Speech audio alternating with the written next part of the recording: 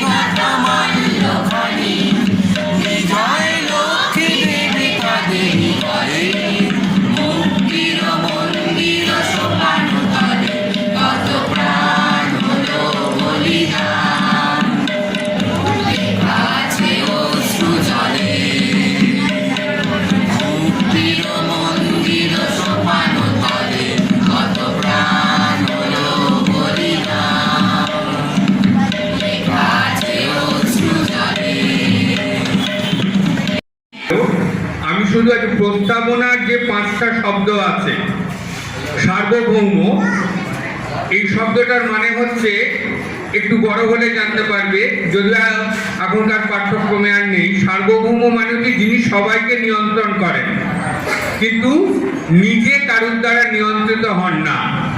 এই ধারণাটা একমাত্র রাজাদের ক্ষেত্রে প্রচলিত হয়, কিন্তু এখনকার রাজতন্ত্রের যুগ নেই, এখন হচ্ছে গণতন্ত্রের যুগ। তাই আমরা যে কোনো রাষ্ট্রকে মনে করি সার্বভৌম। কেন?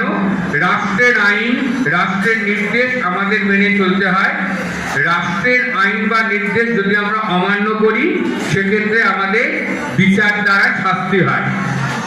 ভারতবর্ষের আইন, আমরা যারা ভারতীয় নাগরিক এবং যারা বিদেশি, যারা ভারতবর্ষে অস্থায়ী বা স্থায়ীভাবে থাকে, তারাও কিন্তু এই আইনকে মেনে চলতে বাধ্য, যতক্ষণ তারা দেশের মধ্যে বসবাস করবে। আমাদের বর্তমান রাষ্ট্রপতির নাম কি?